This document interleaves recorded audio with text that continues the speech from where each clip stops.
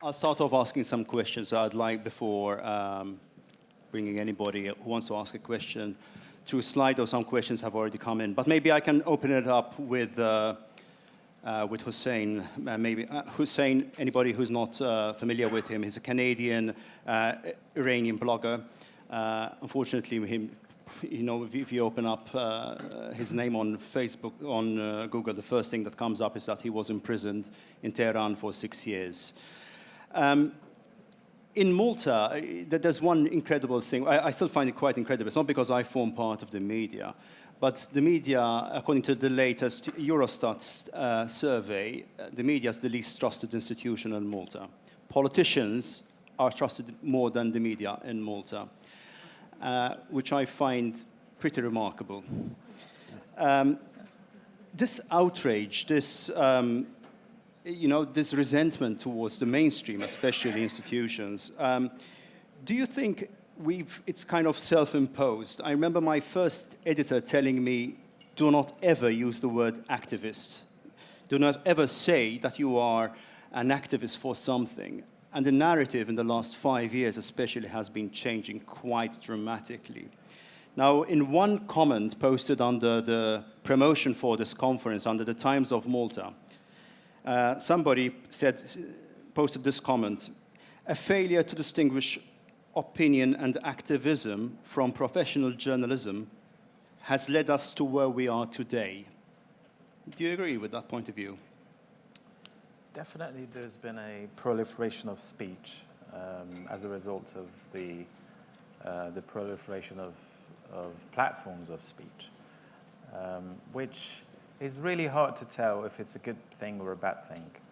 And I would like to point out to the fact that I don't think we've actually entered the post-truth society. We've entered the post-public truth era. The public truth and many other public things have crumbled into personalized and privatized things.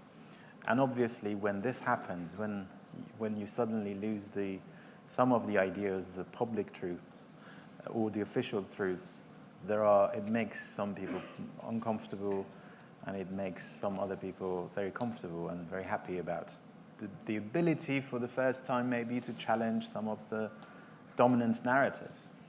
So and this varies, the ethical meaning of this varies depending on different kinds of societies. So if you come from an authoritarian system, the collapse of the public truth is actually a good thing, because then you could create your own alternative narratives. Okay. And if you live in an open, maybe more open, more democratic space, maybe some of the collapse of some of these official narratives or public truths would be detrimental to the well-being of the larger society. So it's a bit difficult to reduce the whole discussion into a good or bad, or a binary take on what's happening. I would love to try to explain what's happening, in my view. And I have a presentation tomorrow. Maybe I'll focus on it tomorrow. But very briefly, I would say I think we can say that we have departed from the Enlightenment era. We are entering the post-Enlightenment era in many ways, which I would say is symbolized in 3 ways. We have seen a shift from the centrality of reason or rationality, which was the foundation of the Enlightenment, to the centrality of emotions and affect. That's one of the pillars. The second pillar is the shift from text to images, which was always the dominant cultural form in the Enlightenment era, and also the shift from the public to personalized and privatized at the same time. These are 3 pillars of the post-Enlightenment era that we've entered. So no good or bad judgment. I'm just saying that we're entering a new era. Part of it is actually, I would say, bad, because part of it is because of the collapse of the public education system, which is the result of the increasing inequality in many societies, which has led to the dismantling of some of the biggest achievements of the Enlightenment, which, public health, for example, and vaccines, and many of those things, or democracy in some ways. So this is the framework I would love to look at it. I mean, I started on a self-critical note because, sometimes it's good for the media to take a good look at itself to see where we're screwing up, and we screw up on a daily basis. But what I do resent is that the way politicians are using the term fake news nowadays to suit their needs. And this is happening on a daily basis. They don't like something which doesn't tie in with a narrative. They immediately say, you're fake news. Now, I understand we screw up. I think every new media organization screws up. But when you're being deliberately called fake news, I think that is part of the problem we even have here in Malta.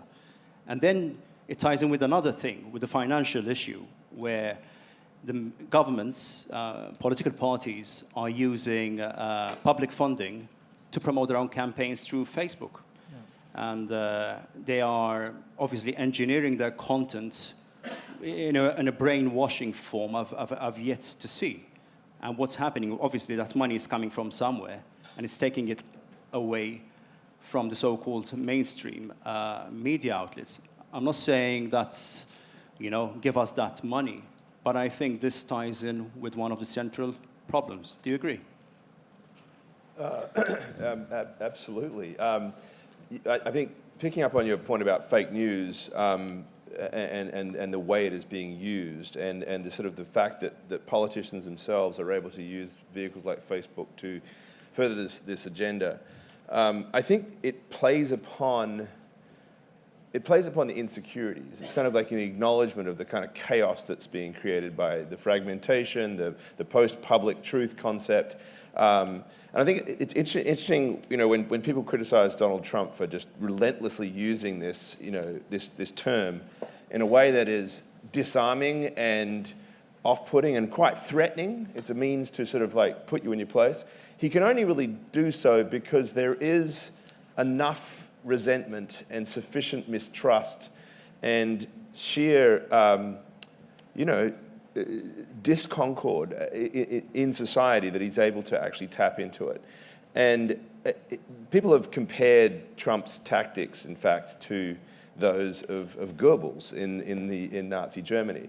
And I can't remember what the phrase is, so anybody who speaks German, there was a phrase that was something Presse, that was frequently used in the early days of the Nazi Party to essentially just like anything that was coming up from a liberal critique of Nazism at the time was put down in what is the modern day equivalent of fake news, fake news, fake news.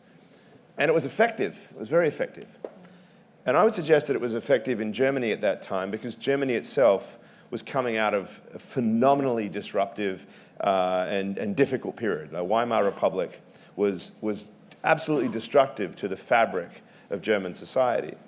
So in that moment of chaos and that deep loss of trust in institutions, so emerged the capacity for a manipulative totalitarian regime to destroy faith in truth, in news, in public truth, and as a result, in news. And I think we're in a similar situation. And we've come out of the biggest financial crisis since the Depression. And the public faith in institutions that came out of that was profound. I mean, we realized that the problem of the banking system was a political problem. It was a problem of institutional abuse. Too big to fail was all about the fact that bankers were politically protected. So the destruction of public trust in institutions was powerful. So we're now in that moment, in comes these populist figures who are able to essentially exploit that situation. So I think we need to put it in that broad context. But I mean, you're absolutely right. This is the fact that these these words and these environments are being essentially used by politicians in this environment is something that we need to think about quite seriously. Yeah. Courtney, I don't know if we can put some of the comments from Slido, because some interesting comments are coming in. And we will, I'd like to bring some of the people in. Some comments: Malta's leading news outlets are politically biased or clickbait. How are we meant to get the right information without a proper alternative, considering the corruption? How are we as journalists expected to completely hold up the truth when corrupt and fascist politicians lie freely both about the media and current events? Unfortunately, sometimes, I find this as a problem, that the media, traditional media, doesn't kind of stick up for each other as much as we're in competition. I really believe in the importance of the media actually trying to fight the same battle. We might have different agendas, but I would like to think that at least the mainstream media is really trying to aim for the truth. Yes, can we have a question there? Yeah, well, two things. The first one is the term Michael was looking for was Lugenpress. Thank you. Yeah, yeah, Lugenpress means lying press.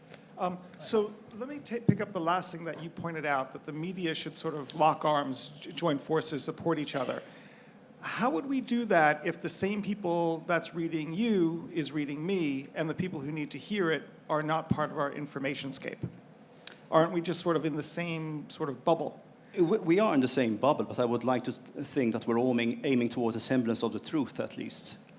But we're not reaching the other, right? But we're still sort of hermetically sealed. I think a lot of people are sort of nodding around. Possibly.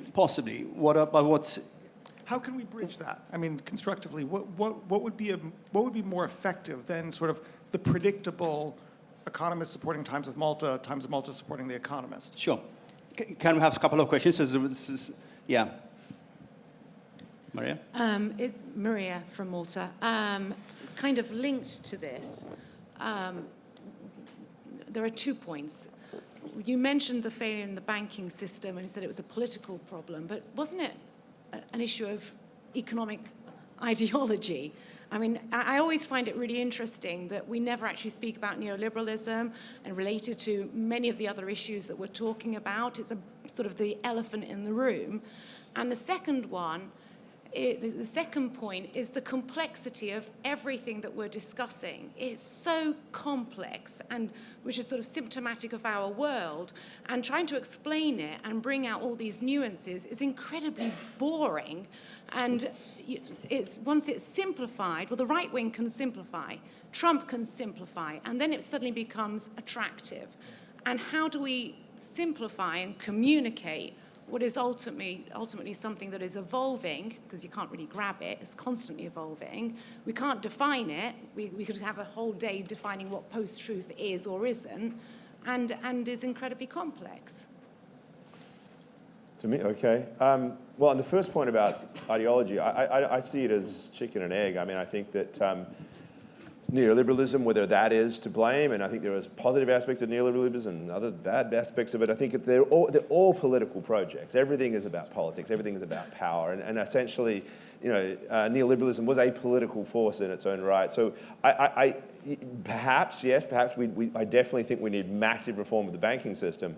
My point was simply that what was exposed at that moment was that we had a structure, a financial system that empowered banks to essentially hold the political process hostage.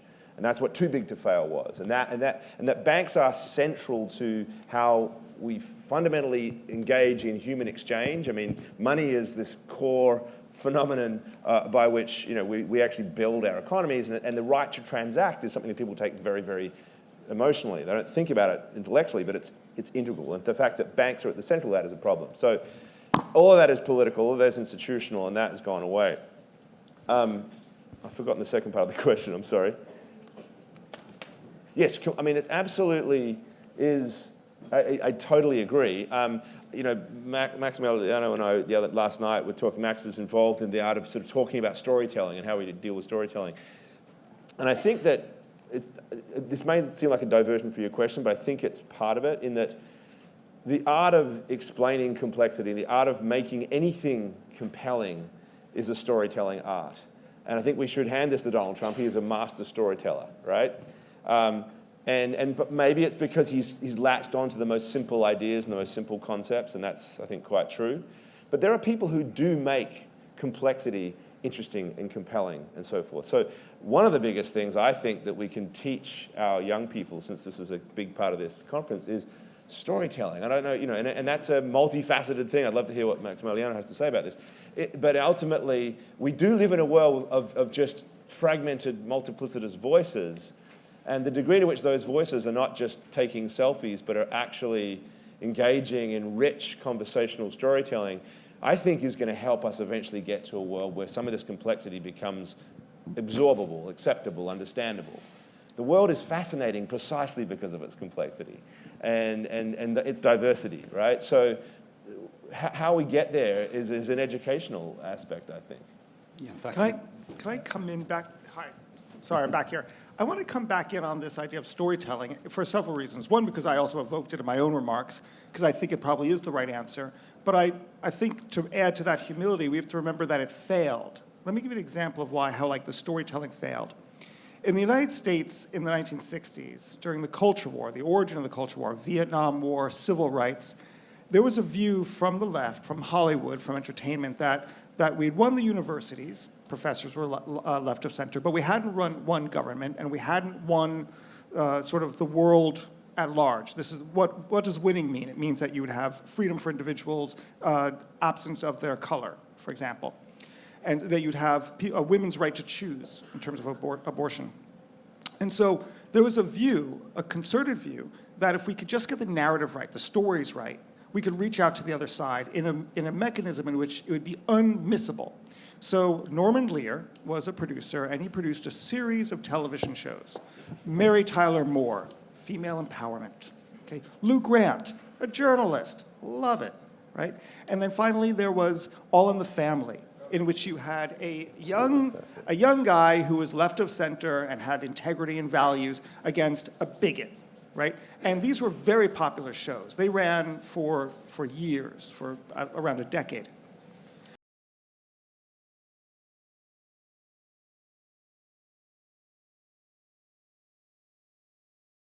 But look at what happened in 2016, 2017.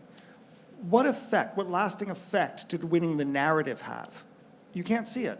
So I'm not so certain that just getting the storytelling right is going to see these values, in this case, of real truth and news, not fake news and truth, not win out. the last Can question. I say one thing only because it's just like, I have a weird connection to Norman Lear, but essentially, we still have to differentiate from, political change at the ballot box and everything else, right? We've had, we now have gay marriage in the United States. We have marijuana laws right across. This has all happened in this same period, right? So there is political and social and liberal change that's driven, by, I think, very much by the storytelling. It's driven by a different sort of public perception of where our values lie. Our values are definitely shifted. Our political system is something else, and it is something that I don't think entirely reflects the fact that everybody is just like Archie Bunker, right? I think there's another problem going on, and it comes to some of this populist concerns that we have about destruction. Sorry, Max, you just had to grab that. I'm fascinating, but I think that we are, again, the challenge is that if storytelling were the solution, we would be saved. It's a very complex issue. It's a complex that keeps on changing, not even on a daily base, on an hour base, on a minute base, and societies are very complex. So again, we all wish storytelling was the solution. It cannot be, but I think that storytelling, and again, I think we need to go back into trying to better understand how we might use storytelling, and one strategy might be to focus on the form. And again, I see your point. It's a series that I have been using a lot as a reference. So again, I love your reference. But the point is, how can we translate? And I think this was the strength of the Republican campaign. and of Donald Trump, he managed to find the right form to convene those messages. And then other messages were cut out of the agenda. So we had the marijuana legalization, many other different issues. Because again, his strategy was to get to one point, possibly. And that was his solution. Storytelling, if we think about myth, they managed to convene very complex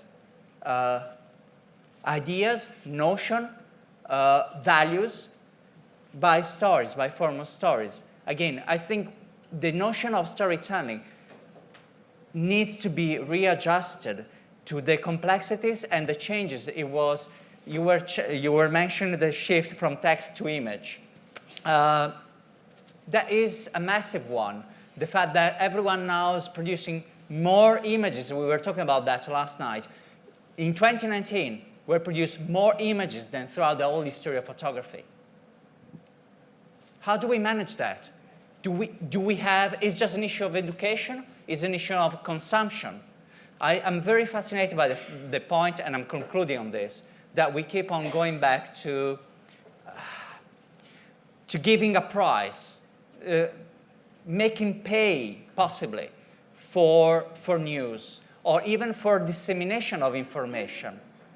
I mean, we are all mature enough to remember when, with the internet, the first years of the internet, you actually would take particular care of how well you would use your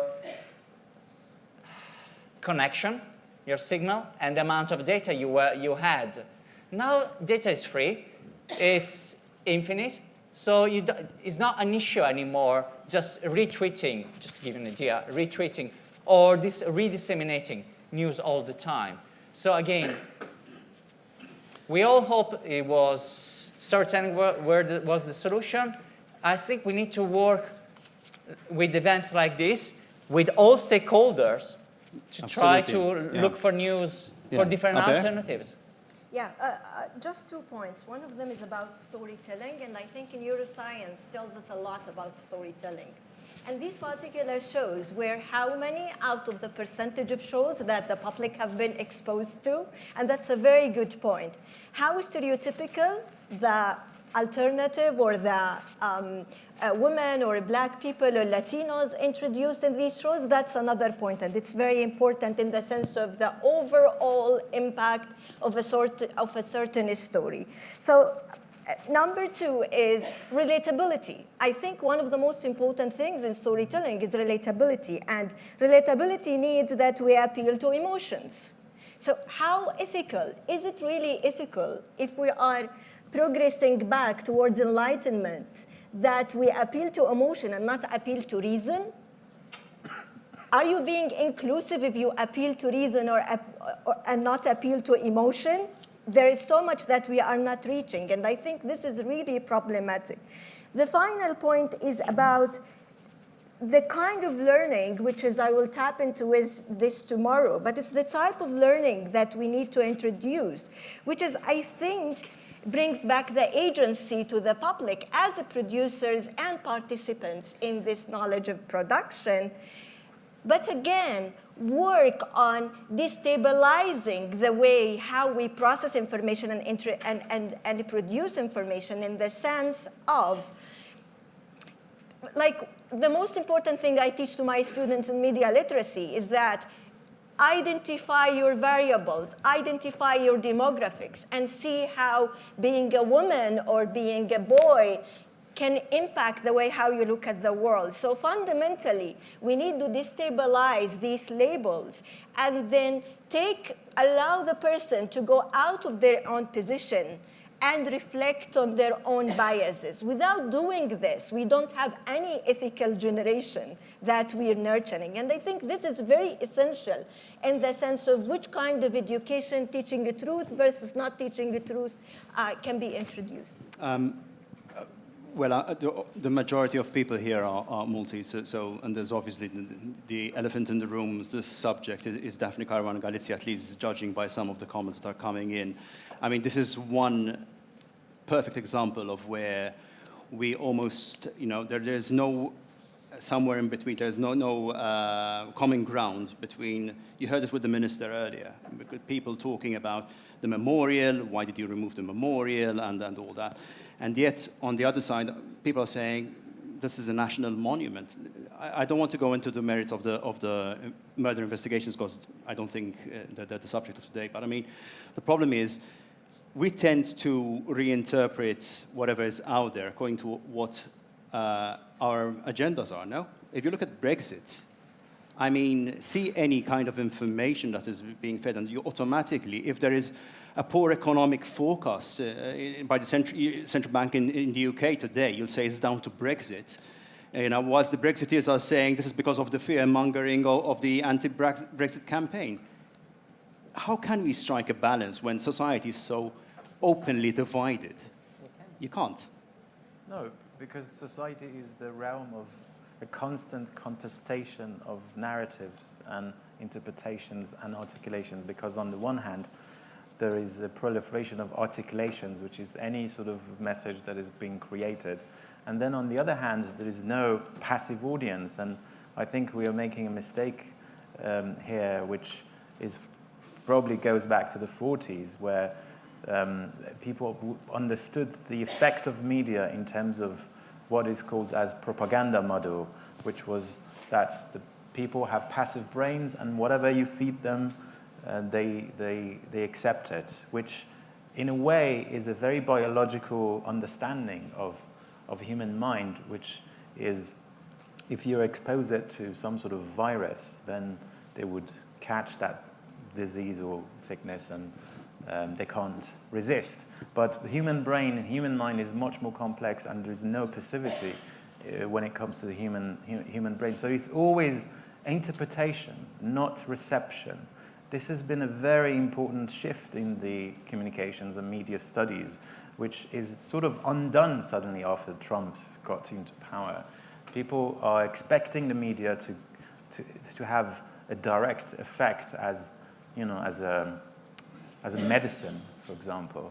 So if we accept that the society is the realm of the contestation of the articulation and interpretation, then you would look at it completely differently.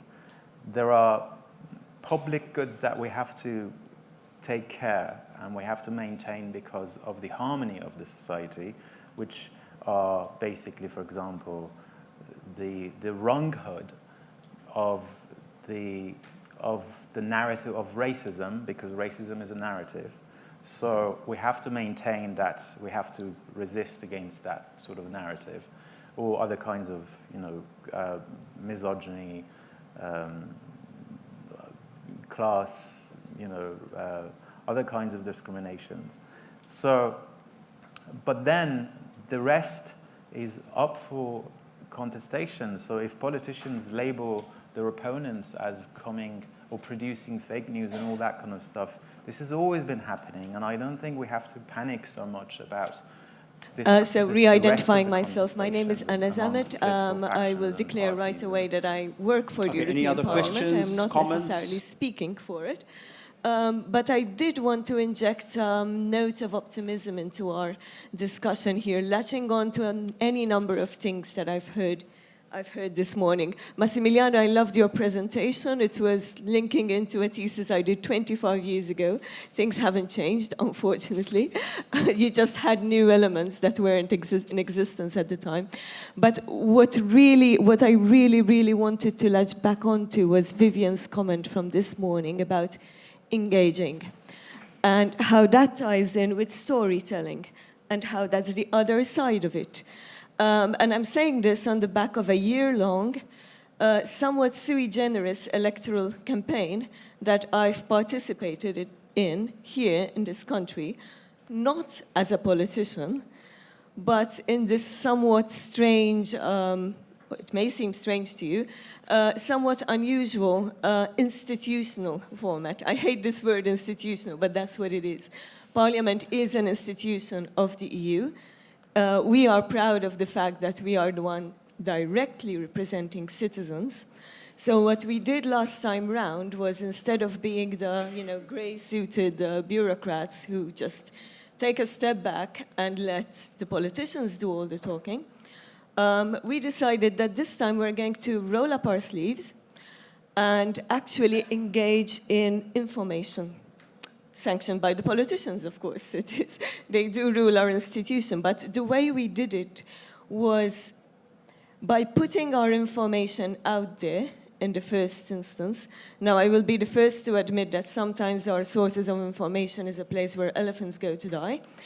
It's very, very difficult to find certain things, and in a complex world such as that of the European Union, which, allow me to remind you, actually still manages the feat of bringing together 28 different countries with 28 different legislative traditions and so on, and we somehow make it work, which is unparalleled, and we are all part of it, so we should not forget this. We put out there what we felt people should know. So we called the website very simply, What Europe Does for Me. It's probably not yet that famous, but we actually put it out there in a form that it's easier to understand. We didn't stop at that. We actually went to schools. I was hearing this morning about how our specific school system in this country produces apathy. Scary. The way that our students just sit back and sort of absorb without being critical, without questioning us, and then engaging afterwards. So I will bring one simple real-life example, and I want to come to my question, which is explaining European recycling policy.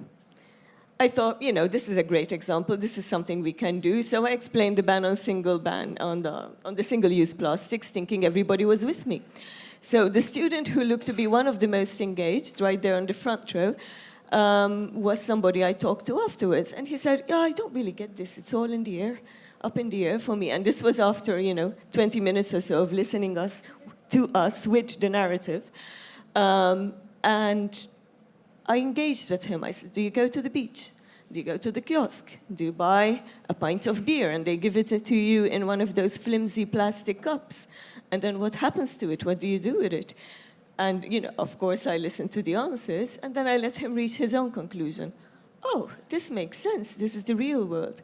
So how can we build on this to bring together storytelling, engagement, with perhaps a dash of legislation? Again, I was also interested in your point about giving law a chance. Thank you. Just one more comment. Behind you. Hi, I'm Louiselle from Malta. Should I stand? Okay, no, I'll sit. I'm not going to take your advice, Herman, because I'm going to tell you that I am an activist. People constantly tell me not to say that, because, for your good, for your career, you shouldn't, there's a lot of this kind of talk in Malta. But I say it openly. I'm a feminist, so it makes it worse for me in Malta. So I'm not going to be as upbeat as you, Anna, because I am a bit pessimistic at the moment since I am an activist. Let me give you a narrative which was discussed here today. I don't want to make the story about this. I have an actual question. But today the memorial of Daphne was referred to here. It's not a memorial, but that is the narrative at the moment, because activists don't have access to promoting their message. It is a protest site. It is not a memorial. It is a makeshift memorial as a protest site. So that's one point I want to get clear. And this leads me to the fact that activists don't get reported. Not just in Malta, I imagine, in everywhere in the world, because obviously we are defying the powers that be. We should have that right to do that, of course, but it's not always possible. And it's not always possible because nowadays it's not a violent reaction, it's a censorship reaction. So my question is, and I put it anonymously, I didn't mean to put it down anonymously on the question page. How can we trust our legislators to regulate effectively? Because as an individual, I feel quite powerless. I love social media because it gives me a platform. But that platform censors me as well because I'm not that powerful. So how can we trust legislators, governments, people in power to take care of our interests when they are the ones, and I'm not just talking about Malta here, who who use these tools with trolls and troll armies to manipulate our brains to vote for them to be in power again? you know? So how can we turn this around as activists, and I wish more people would say they were, and feminists, how can we trust them to do the right thing when we are being manipulated to do the wrong thing? Yeah. Okay, thank you, Luzel. I think we're a couple of minutes over. Obviously, we can't answer all these questions today, and I don't think we'll find a solution probably in our livelihood. But I mean, if you had to, I'll ask one quick question to the panel. If you had to start off with something and trying to address this problem today, this fake news, tackling fake news, how can we at least tackle it, not solve it? Where would you start? Is it through education, closing off Facebook? You tell me. Max? No, it's not over there. Ruben? Just one, at least with the priority. Well, we heard the term critical thinking. Does it start from there? Yeah, well, I think that, so tomorrow I will have a talk about narrative psychology, actually, and how to use the hero's journey framework of Joseph Campbell to give meaning to trials and tribulations, and also to develop what we call transversal skills. So these transversal skills are skills that enable people to cope with changes and to give meaning to things that hurt them in their life. So that would be my message then. Okay. Just develop transversal skills. Nothing personal, by the way. Nothing personal. You know that. No. You're going to pay for this, Max. I'm glad Ruben answered that question that way because it kind of half answered that first question. So I'm going to give my answer to your question that hopefully will answer that second question. Most important thing for me is the thing I ended up my presentation on. I think we need structures of civil society that can allow us to step outside the circularity of what I was calling the matrix, right? Because every one of us is participating in this ugly circle back of incentives coming from our tweets and the dopamine releases that run within all of that world. So stepping out of it requires us to build structures, institutions, they're not necessarily political institutions, but civil society. So NGOs should get together, so media organizations should form coalitions, so activists should join these things as well to build structures around which we can have a very different conversation than that is being run by the social media platforms. I think that's a very important thing to be done. Thank you. Abeer? I think it's accountability and transparency. Can I say both? Yes. Accountability, media needs to be held accountable, and they need to be transparent about what they do. Governments need to be held accountable, and we need to lead to an informed conversation through education. But it's accountability. Okay, Hossein. I would suggest that we need public social media, publicly funded and maintained social media that could start from. I wrote an article in The Guardian about this. You can find it on my Twitter.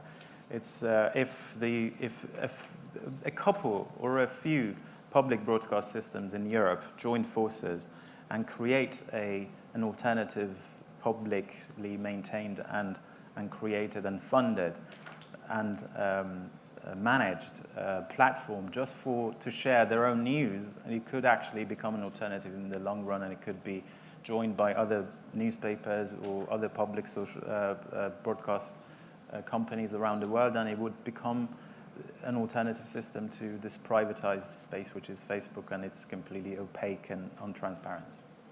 Max, final word. We get by birth, we get digital identity, and we are all over the world, regardless of the money we own. We are allocated the same amount of time we can dedicate per day or during the week in a fixed time. Everyone in the world can go online for 2 hours per day, 15 hours a week, whatever. Something that goes beyond the money you own, how rich you are, but actually puts everyone on a reduced engagement with the digital world. Thank you. Hope that's provided some food for thought. And Thank you. Talking about food, there's some food out there. Thank you.